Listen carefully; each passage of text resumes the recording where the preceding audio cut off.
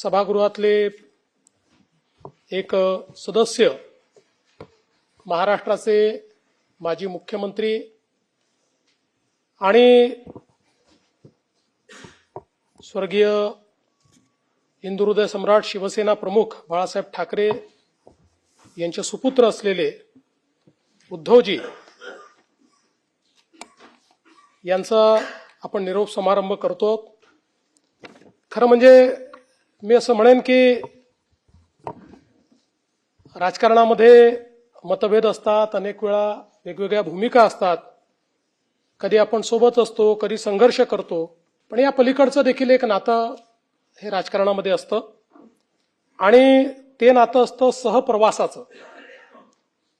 त्यामुळे मला असं वाटतं की उद्धवजींसोबतचा प्रवास हा आमचा अनेक वर्षाचा राहिलेला आहे, अनेक वर्षाचे आम्ही सहप्रवासी राहिलो आणि निश्चितपणे अनेक चांगल्या गोष्टी समाजाकरता, राज्याकरता एकत्रित करण्याची संधी देखील आम्हाला प्राप्त झाली आणि मला असं वाटतं की एकूणच खरं तर उद्धवजींचा जो काही स्वभाव आहे, त्यांचं जे व्यक्तिमत्व आहे,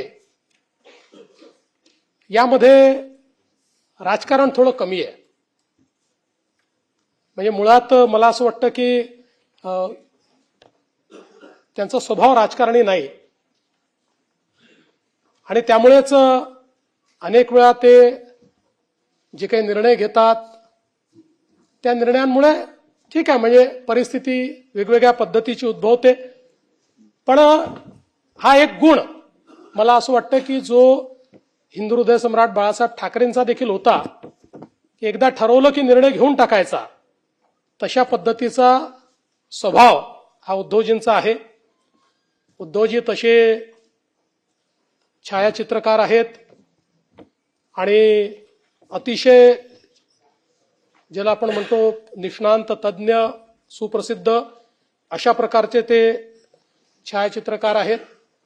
महाराष्ट्राच्या विविध छटा या उद्धवजींनी आपल्या कॅमेऱ्याच्या माध्यमातून अतिशय सुंदर या ठिकाणी कॅप्चर केले आहेत।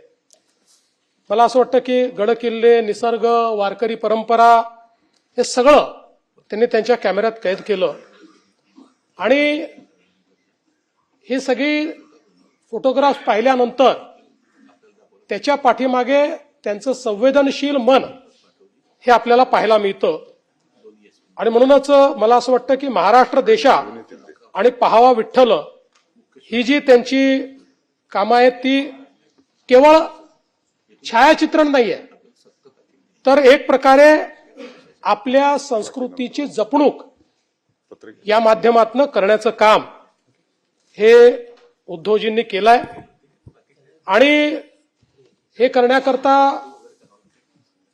खूप कष्ट देखील अनेक वेळा त्यांनी घेतले आहेत।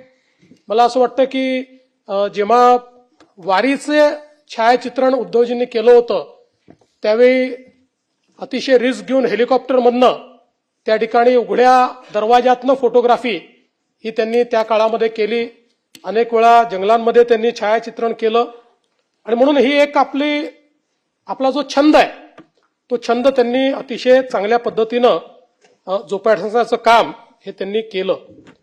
राजकारणामध्ये आल्यानंतर देखील ते पक्षप्रमुख झाले। पक्षप्रमुख म्हणून जी काही त्या ठिकाणी संकट आली, संघर्ष होता, बराच काळ आम्ही सोबत त्या संकटातनं आणि संघर्षातनं पुढे गेलो। अर्थात माझा आणि त्यांची अधिक जवळीक ही 2010 नंतर आली आणि 14 नंतर अधिक आली, पण मला असं वाटतं की या सगळ्या याच्यात एक मैत्रीची भावना ही निश्चितपणे आमच्यामध्ये त्या काळामध्ये तयार झाली आणि मी असं म्हणणार नाही की आज ती नाही, पण शेवटी त्यांच्या राजकीय भूमिका आहेत, आमच्या राजकीय भूमिका आहेत, त्यामुळे आता त्या राजकीय भूमिका वेगळ्या झाल्या। त्यामुळे पण एक गोष्ट मला या निमित्ताने निश्चितपणे सांगायची आहे की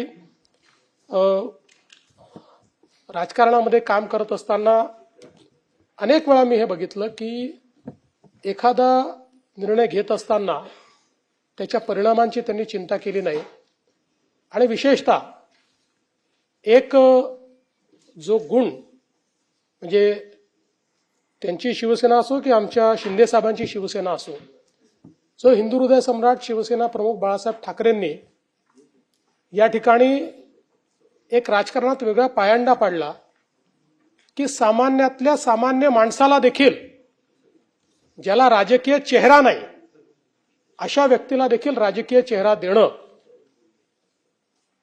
आणि त्यातनं राजकीय नेतृत्व उभं करणं, मला असं वाटतं की हा जो गुण आहे हा निश्चितपणे शिकण्यासारखा आहे. बाळासाहेबांनी निश्चितपणे तो गुण आपल्या सर्वांना दिला, उद्धवजींनी जोपासला. आज शिंदेसाहेब देखील आपण जर बघितलं तर राज्यसभेच्या यावेळेच्या निवडणुकीत त्यांनी ते जपण्याचंच काम या ठिकाणी केलेलं आपल्याला पाहायला मिळतं. एक गोष्ट आहे की पु ल देशपांडेंना कोट्याधीश म्हणतात, पण पुलंनंतर जर कोट्याधीश ही उपाधी कोणाला द्यायची असेल तर ती मी उद्धवजींनाच देईल. मला असं वाटतं की त्यांच्या बोलण्यामध्ये अनेक वेळा आपण पाहतो की मिश्किलपणा असतो, अनेक वेळा सहजतेनं, म्हणजे त्यांची जी काही भाषणाची पद्धत देखील आहे ही देखील अतिशय सहजतेनं बोलण्याची किंवा एखाद्या संवादाची अशा पद्धतीनं ते या ठिकाणी सातत्याने बोलताना आपल्याला दिसतात. अनेक वेळा ते भिडताना दिसतात, खूप जोरदार अटॅक करताना दिसतात, जोरदार प्रतिवाद करताना दिसतात, पण त्याचा मूळ स्वभाव तो नाही आहे. त्यांचा मूळ स्वभाव जो आहे तो मला असं वाटतं की थोडा शांत आहे, संयमी आहे, संबंध ठेवण्याचा त्यांचा मूळ स्वभाव आहे. पण राजकारणात आपल्याला वेगवेगळ्या प्रकारचा आवेश आणावा लागतो, त्याप्रमाणे तो आवेश देखील आणताना आपण त्यांना पाहतो. पण या सगळ्या परिस्थितीमध्ये मला एक गोष्ट निश्चितपणे अशी वाटते की आता या सभागृहामध्ये ते 6 वर्ष होते, कदाचित त्यांनी ठरवलं तर पुढच्या वेळेसही ते 6 वर्ष या ठिकाणी येतील. पण उद्धवजी, आम्हाला या सभागृहात तुमच्या कोट्या कमी ऐकायला मिळाल्या, त्यामुळे जर तुम्ही निर्णय घेतला आणि पुढच्या वेळेस पुन्हा आलात तर जरा जास्त कोट्या तुमच्या आम्हाला या सभागृहात ऐकायला मिळाव्यात, अशा प्रकारची माझी अपेक्षा आहे. आता खरं तर आम्ही एकत्रित होतो, आता 19ला काय झालं, जे काय झालं, आम्ही वेगवेगळे झालो आणि म्हणून मला केवळ एक शेर या ठिकाणी ऐकवायची इच्छा आहे. साजिश की सौगात पकड़कर बैठ गए, अनचाहे हालात पकड़कर बैठ गए. साजिश की सौगात पकड़कर बैठ गए, अनचाहे हालात पकड़कर बैठ गए. जिनको मेरा हाथ पकड़कर चलना था, हैरत है वो बात पकड़कर बैठ गए.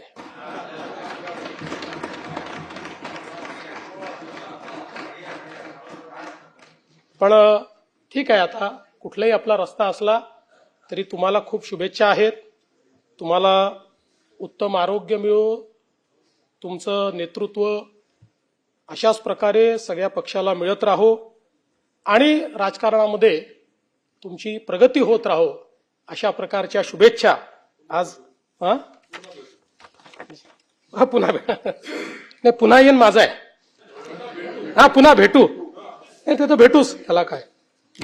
त्यामुळे आपल्याला मी मनापासून शुभेच्छा देतो.